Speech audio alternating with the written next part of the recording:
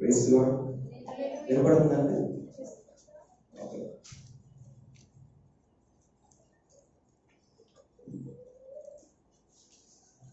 Right. నా పేరు ఇప్పుడు వరకు నాకు పెదనాన్న అవుతారు ఆయన దాకా పరిచయం చేశారు. అయితే నా పూర్తి పేరు విజయ్ మహంతి. మీకు తెలుసు అనుకుంటాను, ఇక్కడ ఎట్లా రాజబాబు గారి కుమార్ని.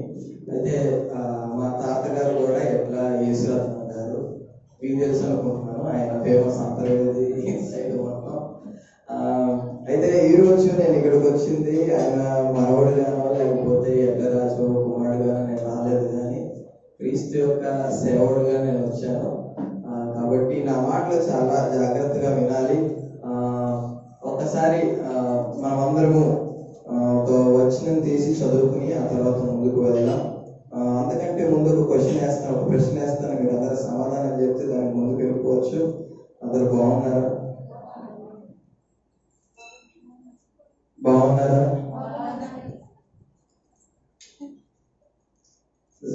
ఎక్స్పెక్టెడ్. బాగున్నారా అంటే బాగున్నాం అని తలూపేయకుండా ఏమని చెప్పాలి తెలుసా? దేవుని దయ వల్ల. బాగున్నారా? అందరం కలిసి చెప్తాం అదే మాట. దేవుని దయ వల్ల, ఆయన కృప వల్ల మనమందరము క్షేమంగా ఉన్నాం. ఇంకా కొంచెం గట్టిగా మాట్లాడవస్తే మనం బతికే ఉన్నాం. హల్లెలూయా. గట్టి చెప్పకూడదమ్మా. దేవుని నామానికి స్తోత్రం కలుగుగాక. మనమందరము బ్రతికే ఉన్నాం కదండి. చాలా మంది ఈ రోజు చూడలేదు, చూస్తారు అనుకున్న వాళ్ళు కూడా ఏమైపోయారంటే ఈ రోజు లేరు. కాబట్టి చాలా భయంకరమైన రోజుల్లో మనం ఉన్నప్పటికీ, చాలా భయంకరమైన పరిస్థితుల్లో మనం ఉన్నప్పటికీ దేవుడు మనల్ని ఇంకా కాపాడుతున్నాడు అంటే దేవుడు ఏదో మన గురించి ఒక ప్రణాళిక రాసి ఉంచాడు. కాబట్టి ఆయన ప్రణాళికలో మనం ఉన్నామన్న సంగతి మన జ్ఞాపకము ఖచ్చితంగా వస్తుంది కదా. కాబట్టి దేవుడు మనల్ని కాపాడుతున్నాడు.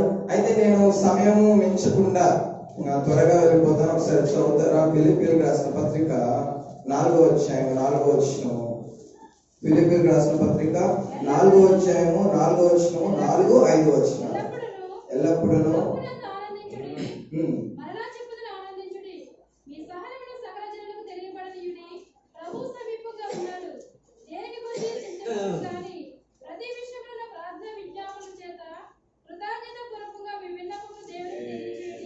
హల్లెలూయా. ఎల్లప్పుడూ ప్రభువును ఆనందించి మరలా చెప్పుదును ఆనందించి. ఒక చిన్న ప్రార్థన చేసుకుందాం. ప్రతి ఒక్కరం కళ్ళు మూసుకుందాము. ప్రతి ఒక్కరు దేవుని అడుగుదాము. దేవా నాతో మాట్లాడు ప్రభా. నాయనా మనిషి కాదు అక్కడ మాట్లాడాల్సిందే, నీవే మాతో మాట్లాడాలి, నీవే మమ్మల్ని సంధించాలి. నాయనా నీ మాటలు ప్రభా బండను బద్దలు చేయి శుద్ధి వంటిది కాదా అని ప్రభా మీరు మాతో మాట్లాడుతున్నారు. అతడి గొప్ప మాటలు మాకు వినిపించనని ప్రతి ఒక్కరు ఒక చిన్న ప్రార్థన నోరు తెరిచి అడుగుదాం. నోరు తెరిచి అడగండి. నోరు తెరచి దేవుని అడగండి. నోరు తెరవకుండా మనం దేవునితో మాట్లాడొచ్చేమో, కానీ అయితే హృదయంలో ఉన్న బాధ ఎప్పుడైతే నోరు తెరిస్తేనే వస్తుంది కనుక మనం నోరు తెరిచి దేవుని అడుగుదాం. నాతో మాట్లాడు, నాతో మాట్లాడు, నాతో మాట్లాడు, నాతో మాట్లాడు అని చెప్పి దేవుని అడగండి. ప్రార్థన చేస్తున్నాం. మహాపరిశుద్ధుడైన మా ప్రేమలో తండ్రి, మీకు లెక్కలేని స్తుతులు స్తోత్రములు ప్రభా. నైనా గడిచిన కాలము ప్రభా, నైనా మేము మిమ్మల్ని విడిచిపెట్టినా మీరు మమ్మల్ని విడవలేదు. నైనా మేము మిమ్మల్ని మర్చిపోయినా మీరు మమ్మల్ని మరవలేదు ప్రభా. మేము మిమ్మల్ని ప్రేమించకపోయినా మీరు మమ్మల్ని ప్రేమించడం మానలేదు ప్రభా. ఇటు గొప్ప తండ్రిని మేము కలిగినందుకు మేము ఎంత చేస్తున్నాము నాయన. ఈరోజు ప్రభా ఇక్కడ మేము ఈ సంఘంలో ప్రభా నేను వాక్యం చెప్పడానికి మీరు ఇచ్చిన గొప్ప కృపను బట్టి మీకు స్తోత్రం చెల్లిస్తున్నాను. అయినా ప్రభా మమ్మల్ని బలపరచండి, మాకు మీరు మాట్లాడండి, నీ కృపను మాకు దయచేయండి. వాక్యం ద్వారా సూటిగా నాతో మాతో ఇక్కడ ఉన్న ప్రతి ఒక్క బిడ్డతో మీరు మాట్లాడమని అడుగుతున్నాము తండ్రి. మాట్లాడేది ఎంత మాత్రం నేను కాకూడదు, కానీ నైనా నన్ను నీ సిలువ చాటును మరుగుపరుచుకుని మీరే నైనా మాతో మాట్లాడి నీ కృపను దయచేసి వాళ్ళ పరిశుద్ధాత్మ సహాయం మాకు దయచేయమని, నీ కృపను మాకు దయచేసి మీరే మహిమ పొందమని, వెనకలి చెవులు గ్రహించే మనస్సు ఇక్కడ ఉన్న వాళ్ళందరికీ మీరు దయచేయమని యేసునామములో అడిగి వేడుకుంటున్నా మా పరమ తండ్రి. ఆమేన్, ఆమేన్, ఆమేన్. ఈ అవకాశం ఇచ్చినందుకు నేను దేవునికి స్తోత్రాలు చెల్లిస్తున్నాను. అండ్ మా పెదనాన్న గారికి అండ్ నన్ను సపోర్ట్ చేసిన మా బావ గారికి కూడా నేను వందనాలు చెప్తున్నాను. Thank you very much. త్వరగా వాక్యంలోకి వెళ్ళిపోదాం. ఇందాక చదివిందే మరొకసారి నేను చదువుతున్నాను చూడండి. ఫిలిప్పీలకు రాసిన పత్రిక 4వ అధ్యాయము 4వ వచనం. అందరూ తెచ్చారండి బైబిల్లో? బైబిల్ అందరు తెచ్చారా? కాబట్టి బైబిల్ తెరుద్దామా? 4వ అధ్యాయం ఎల్లప్పుడూ ప్రభునందు ఆనందించుడి, మరలా చెప్పుదును ఆనందించుడి. ఈ వచనము పెద్దలకే కాదు కానీ పిల్లలకి కూడా చాలా సుపరిచితమైనది. In English we call it as rejoice in the Lord always. I'm again saying rejoice in the Lord. కదా, ఆయన యందు మనం చేయాల్సిన పని ఏంటంటే ఆనందించడం అంట. అయితే అపోస్తలుడైన పౌలు ఈ మాట ఎలా రాస్తున్నాడు అంటే, ఏదో మన కింద మనలాగే చర్చిలో కూర్చొని ఫ్యాన్ల కింద కూర్చొని చాలా చల్లగా మంచి వాతావరణంలో కూర్చొని ఈ మాట రాయట్లేదంట. ఎలా రాస్తున్నాడంటే, ఏ పరిస్థితుల్లో రాస్తున్నాడంటే జైల్లో రాస్తున్నాడంట. జైల్లో రాస్తున్నాడు. అయితే ఈ మాట చెప్తూ ఏమంటున్నాడంటే, ఆనందించండి, మరలా చెప్తున్నా ఆనందించండి అంటున్నాడు. ఒక మాట మనం ఎప్పుడు మళ్ళీ చెప్తామండి? చిన్నపిల్లడికి ఎవరికైనా షాపు పంపించాము అనుకోండి, వాడితో ఏమని చెప్తాము అంటే, కేజీ ఇడ్లీ రవ్వ, 1 కేజీ బాంబే రవ్వ, 1 కేజీ షుగర్. 3వ దగ్గర వచ్చేటప్పటికి మొదట మర్చిపోతాడు. అందుకని వాడి దగ్గరికి వెళ్ళిన తర్వాత మనం ఏం చెప్తామంటే, నేనేం చెప్పానో మళ్ళీ చెప్పు. ఎందుకు మళ్ళీ చెప్పమని అడుగుతాము అంటే, ఎందుకు అడుగుతామండి? వాడు మర్చిపోతాడు కదా. మనం వాడు మర్చిపోతాడేమో అని చెప్పి మళ్ళీ అదే మనం ఏం చేస్తామంటే గుర్తు చేస్తాము. ఈరోజు దేవుడు కూడా ఒక మాట మనకి మరలా చెప్తున్నాడంటే అర్థము మనము మర్చిపోతాము. Something which is very important కదా, చాలా ఇంపార్టెంట్ అయితే కానీ దేవుడు మళ్ళీ చెప్పడండి. మరలా ఒక వ్యక్తి ఒక దాని గురించి చెప్తున్నాడు అంటే, మీరు మర్చిపోతారేమో రా బాబు అని మరలా నేను ఏం చేస్తున్నాను, ఆ మాట మీకు చెప్తున్నాను. అయితే దేవుడు ఆ మాట చెప్తున్నాడు ఏమని అంటే, మరలా చెబుతును ఆనందించుడి అని. మీ పక్కన చూసి చెప్పండి, ఆనందించి. మనకి 7 మోతాలు చూస్తున్నారు ఏంటంటే, ఎక్కడ 2 లేక 3 ఆయన నామాన కూడి ఉంటారో దేవుడు ఉన్నందుకు బాధపడుతున్నట్టుంది మీరు. మనం ఇక్కడ ఉన్నాము కదా, మన మధ్యలో ఆయన ఉన్నాడు. హల్లెలూయా, హల్లెలూయా. అవునా కదా? ఆయన మన పరలోకమైన విడిచిపెట్టి మన దగ్గరకు వస్తే మనమేమేంటి అలా ఏదో కోల్పోయినట్టు కూర్చున్నారు. బీ హ్యాపీ కదా, బీ హ్యావ్ టు బి. మీరు నిజంగా ఆనందించడం అనేది మనకి నిజంగా వస్తే కదా, మనం ఏ పరిస్థితులను ఆనందించవచ్చు, బాధ వచ్చినా ఆనందించవచ్చు, ఏది పరిస్థితులు అయినా సరే. అయితే ఈ ఆనందించిన దగ్గరికి వచ్చేటప్పటికి దేవుడు అంతా ఏం మాట్లాడుతున్నాడు అంటే, మనం మర్చిపోతామేమో అని చెప్పి మరలా మనకి ఆనందించడు, ప్రభువునందు ఆనందించని అని చెప్తున్నాడు. మర్చిపోవద్దు అని చెప్తున్నాడు. కాబట్టి మనం ఏం చేయొద్దు, ఆనందించడం అనేది మర్చిపోవద్దు. ఒకవేళ దేవుని దగ్గరికి వెళ్ళి నువ్వేం మర్చిపోయావు ప్రభు, ఒకవేళ దేవుని దగ్గరికి వెళ్ళి అడిగాము అనుకోండి, దేవుడు ఏమంటాడు? ఏమంటాడండి? మనల్ని ఏమంటున్నాడంటే, నాయన ఆనందించడం మర్చిపోవద్దురా బాబు. అయితే మనం వెళ్ళి నువ్వేం మర్చిపోవద్దు ప్రభా, నువ్వేం మర్చిపోయావు అని మర్చిపోవడం గురించి ఒక టాపిక్ వస్తే దేవుని దగ్గరికి వెళ్ళి అడిగాము అనుకోండి, ఆయన ఒక మాట ఉంటాడు. ఒకసారి ఆ మాట చూపిస్తాను చూడండి. యెషయా రాసిన 43వ అధ్యాయము, యెషయా 43:25. తీసిన వారు కొంచెం గట్టిగా చదువుతారా?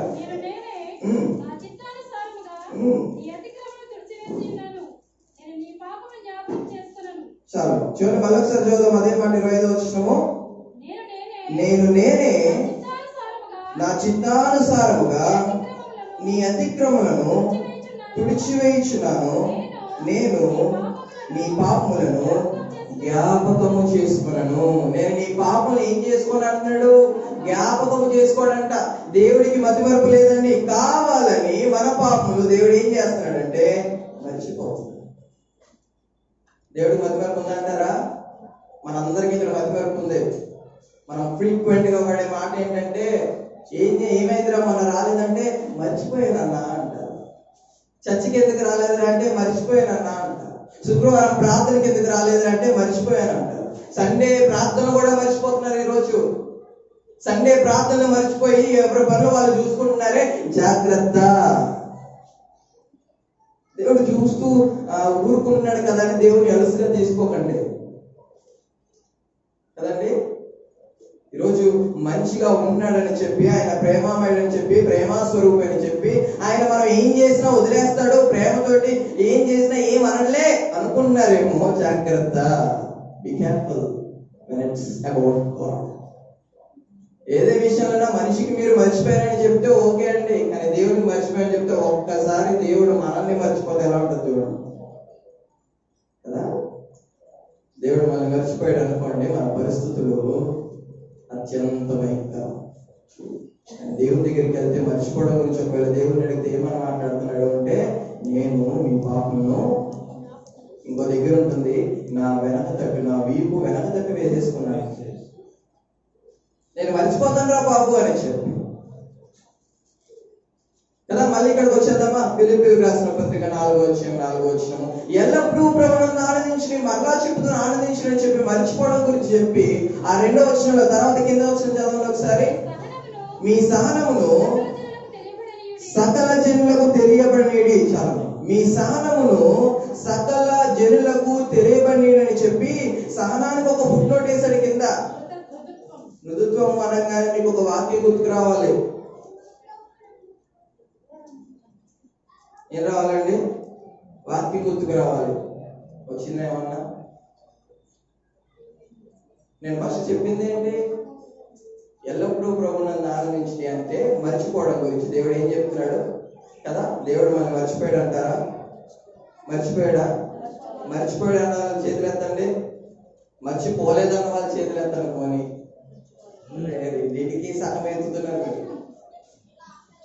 దేవుడు మళ్ళీ మర్చిపోలేదు. అందుకని ఒక భక్తుడు పాట రాస్తాడు, ఏమనంటే, తల్లి అయిన మరచునేమో నేను నిన్ను మరువను, కొట్టదాం, చూడు నా చేతులలో నిన్ను చెక్కి ఉన్నాను, నీ పాదములను తొట్టిల్లను నేను, నిన్ను కాపాడువాడు కునుకడు నిదురపోడు అని చెప్పి వాగ్దానం చేసిన యేసయ్యా కదా. తల్లి అయినా మర్చిపోతుందేమో, మన తండ్రి అయినా మర్చిపోతాడేమో, కానీ మన దేవుడు మాత్రం మనం మర్చిపోడు. ఎన్నటెన్నటికి దేవుడు మనల్ని మర్చిపోవడం అని చెప్పి ఒక మాట మాట్లాడుతున్నాడు. ఏమనంటే, మీ సహనమును సకల జనులకు తెలియబడియుడి అని చెప్పి మర్చిపోవడం గురించి వస్తూ సహనం గురించి పుట్టినట్లు ఏమనుందంటే మృదుత్వము అనుంది. మృదుత్వం అనగానే సామెతల్లో రాసిన ఒక మాట మనకి ఖచ్చితంగా వెంటనే గుర్తుకొచ్చేయాలండి. ఎవరికైనా గుర్తుకొచ్చిందా? Very good. మృదువైన మాట క్రోధమును చల్లార్చును, నొప్పించు మాట కోపమును రేపును. దానికి దీనికి సంబంధం ఏంటండి? దానికి దీనికి లింక్ ఏంటండి? ఒకవేళ దేవుడిని అడిగాము అనుకోండి, సహనం గురించి దేవుడు మాట్లాడుతున్నాడు. మీ సహనము సకల జనులకు తెలియబడాలంట, తెలియబడిపాలంట. ఆ తెలియబడినప్పుడు మర్చిపోవద్దని మాట్లాడుతున్నాడు దేవుడు. మన సహనము సకల జనులకు తెలియబడినవ్వడము అంటే అర్థం ఏంటంటే, మన మాటలు, మన చేతులు సహనము మించితే కదండి. చాలా మంది ఈ రోజు సహిస్తున్నాం. క్రైస్తవులుగా ఎవరేమన్నా సరే మనం సహిస్తూ ఉంటాం. కొన్నిసార్లు ఎవరన్నా వాళ్ళు తిట్టారనుకోండి, కొన్నిసార్లు దేవుడు మాటకు మాట వద్దన్నాడు రా బాబు, దేవుడు అందరినీ ప్రేమించమన్నాడు రా బాబు, మనల్ని ఏమన్నా సరే, మనల్ని ఏమనుకున్నా సరే, మన గురించి ఎన్ని చెడ్డ మాటలు బయట వాళ్ళు ఎవరెవరికో చెప్పినా సరే మనం ఏం చేస్తామంటే సహిస్తూ ఉంటాం కదండి. సహనం గురించి దేవుడు మనతో మాట్లాడుతూ మీ సహనమును సకల జనులకు తెలియబడి అంటున్నాడు. కొన్నిసార్లు మనం సహనంగా ఉండలేము. నోటికి ఇష్టం వచ్చినట్టు ఏది పడితే అది మాట్లాడతాం. నోటికి ఒక అడ్డు అదుపు అంటూ ఏమీ ఉండదు. మన కోపం వచ్చినప్పుడు ఉందంటారా? యేసుక్రీస్తు ప్రభు దగ్గరికి వెళ్ళి సహనం గురించి అడిగితే అంతము వరకు క్రైస్తవ జీవితం అంటే it's not that much easy కదా. అంత ఈజీ అయిన జీవితం కాదు క్రైస్తవ జీవితం, చాలా కష్టం. అయితే ఆ కష్టం దగ్గర దేవుడు మాట్లాడుతూ అంతవరకు సహించము అని మాట్లాడుతున్నాడు. ఇక్కడ కూడా మన దగ్గరకు వచ్చి ఏమని మాట్లాడుతున్నాడు అంటే, మీ సహనమును సకల జనులకు తెలియబడనేది అంటున్నాడు. సకల జనులకు ఏం చేయాలంట? తెలియబడాలంట. వీళ్ళేంట్రా బాబు ఇలా ఉన్నారు అని చెప్పి. కానీ ఈరోజు క్రైస్తవులు కూడా లోకముతో కలిసిపోతున్నారు కదండి. చాలా మంది అడుగుతుంటారు ఏమని అంటే, ఇది తప్ప, అది తప్ప, అది నా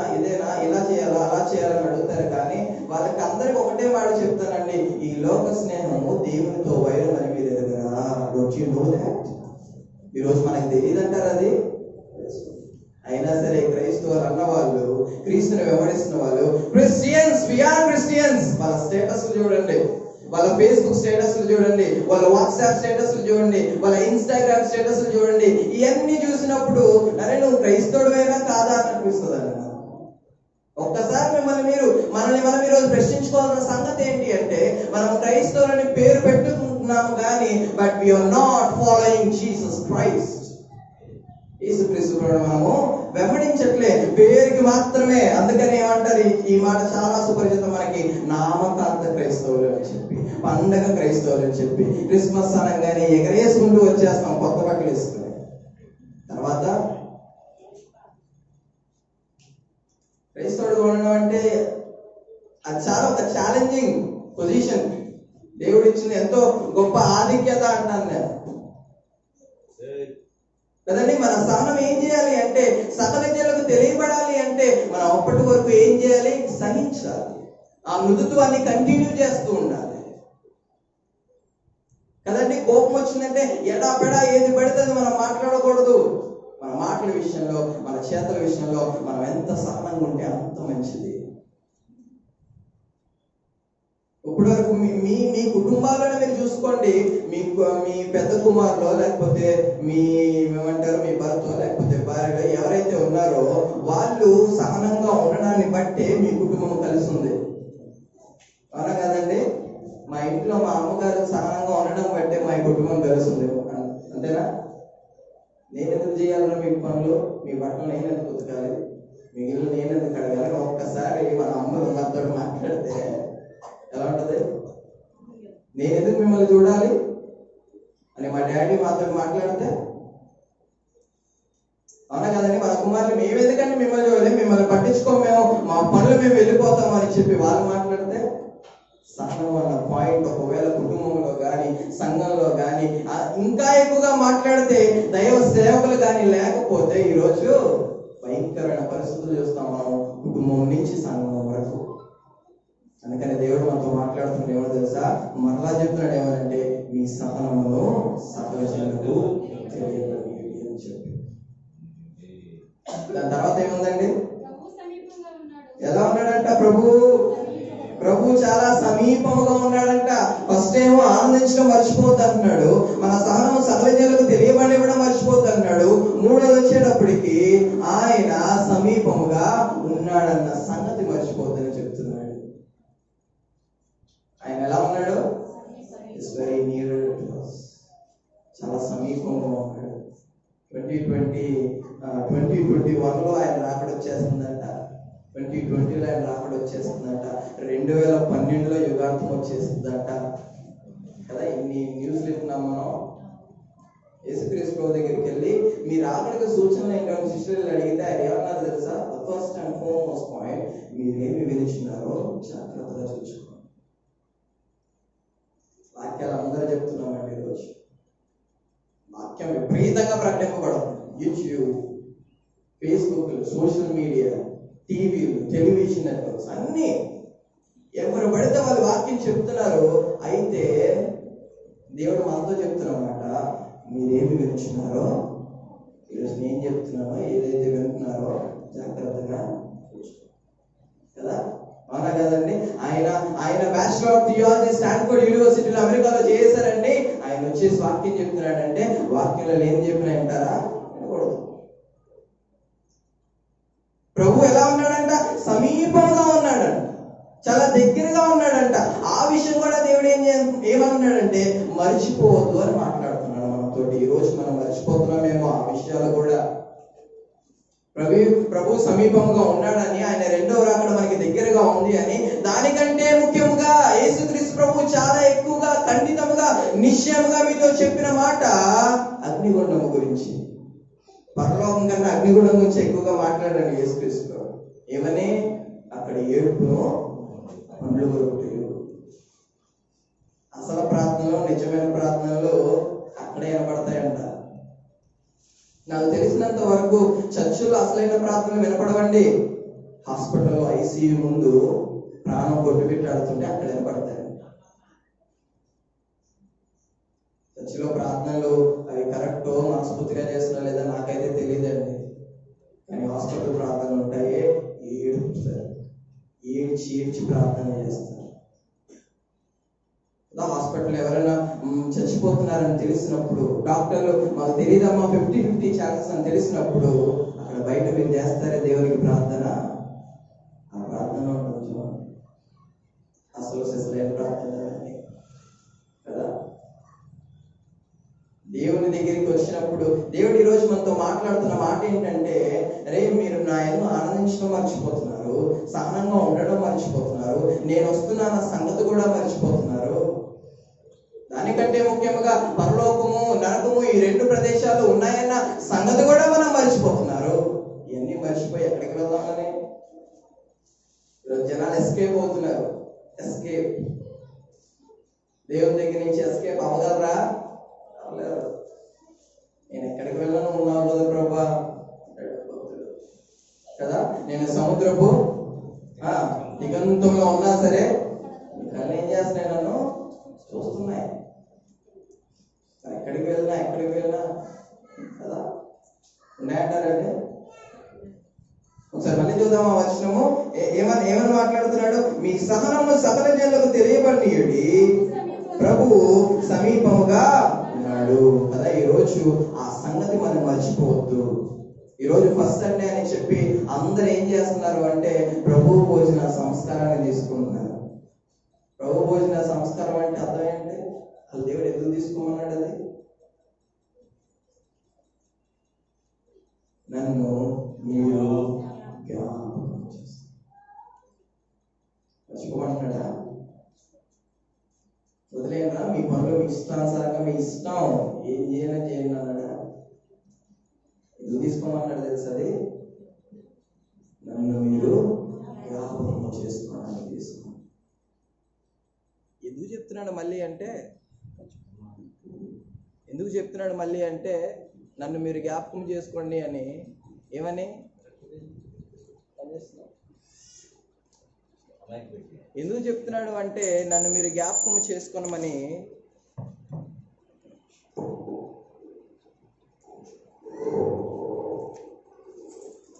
కదండి, ఏమని చెప్తున్నాడు? నన్ను మీరు జ్ఞాపకము చేసుకోండి అని చెప్తున్నాడు కదా. ఎందుకు చెప్తున్నాడు ఆ మాట? మనము చెప్పండి గట్టిగా, మర్చిపోతాం కదా.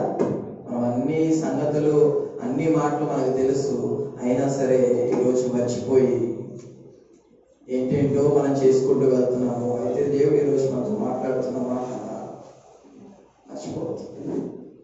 ఆయన వస్తున్నాడన్న సంగతి మర్చిపోవద్దు. మనం సహనంగా ఉండాలి అన్న సంగతి మర్చిపోవద్దు. ఆయన సమీపముగా ఉన్నాడన్న సంగతి మర్చిపోవద్దు. We have to remember all these things. మనం ఈ పనులన్నీ ఏం చేయాలంటే మర్చిపోకుండా మనము గుర్తు పెట్టుకోవాలి, జ్ఞాపకం చేసుకోవాలి, ఆ పనులు చేస్తూ ఉండాలి కదా. చిన్నపిల్లడికి ఎలా అయితే మీరు ఆ మాటలు చెప్తారో ఈరోజు మనము చెప్పుకుందాము. ఈ దేవుడు ఈరోజు మనతో మాట్లాడుతున్నాడు. గుర్తుపెట్టుకోండి, ఒక విషయం చెప్పడానికి నేను ఎప్పుడు గర్వపడుతూ ఉంటానండి. ఏమని తెలుసా? ఒక మనిషి తిరిగి తిరిగి తిరిగి తిరిగి తిరిగి దేవుడి దగ్గరికి రావాలి. హల్లెలూయా. గట్టిగా చెప్పలు కొడదామా? సరే గట్టిగా చెప్పలు కొడదామా? దేవుడు నామానికి స్తోత్రం గాక. ఎందుకు తెలుసా? తిరిగి తిరిగి తిరిగి తిరిగి ఒక మనిషి ఎక్కడికి రావాలి? మీరు వెళ్ళండి, కువైట్ వెళ్ళండి, దుబాయ్ వెళ్ళండి, స్విట్జర్లాండ్ వెళ్ళండి, యునైటెడ్ స్టేట్స్ ఆఫ్ అమెరికా వెళ్ళండి, ఎక్కడికైనా వెళ్ళండి, నువ్వు మళ్ళీ నీ ఆత్మ ఎక్కడికి వెళ్ళిపోవాలి? ఆయన ముందు ఉండాలి అంతే. కాబట్టి ఆ సంగతి మర్చిపోవద్దు. దేవుడు ఉన్నాడన్న సంగతి మర్చిపోవద్దు. దేవుడు నన్ను చూస్తున్నాడన్న సంగతి మర్చిపోవద్దు. దేవుడు ఈ మాటలన్నీ పాటించమంటాడన్న సంగతి కూడా మనము మర్చిపోకుండా ఉన్నట్లయితే అది చాలా మనకి మంచిది. అందుకని ఒక భక్తుడు పాట కడతాడు. ఏమని తెలుసా? మనకందరికి చాలా సుపరిచితం ఆ పాట. ఏ పాట అంటే, ప్రభు మార్గము విడచితిని ప్రార్థించుట మానితిని, ప్రభు మార్గము వదలితిని. ఏం మర్చిపోయామంటే చివరికి పరమాత్మనే మర్చిపోయాం.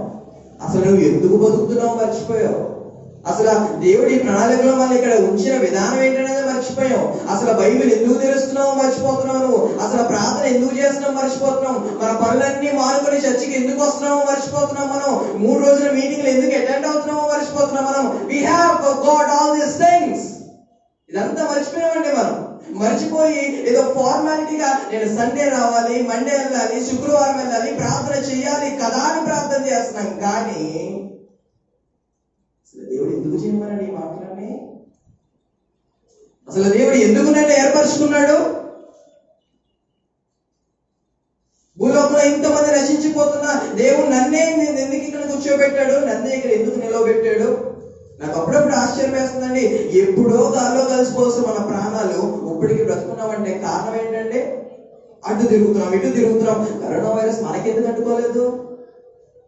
ఎందుకు చచ్చిపోలేదు మనం అని నేను ఇది ఆలోచించినప్పుడల్లా, దేవా నీ కార్యములు చాలా ఉన్నతమైనవి కదా. మన తలంపులు ఎక్కడెక్కడో ఉంటాయి.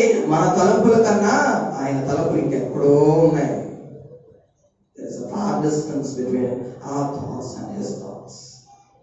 ఆయన ఆలోచనలకి మన ఆలోచనకి చాలా తేడా ఉంది.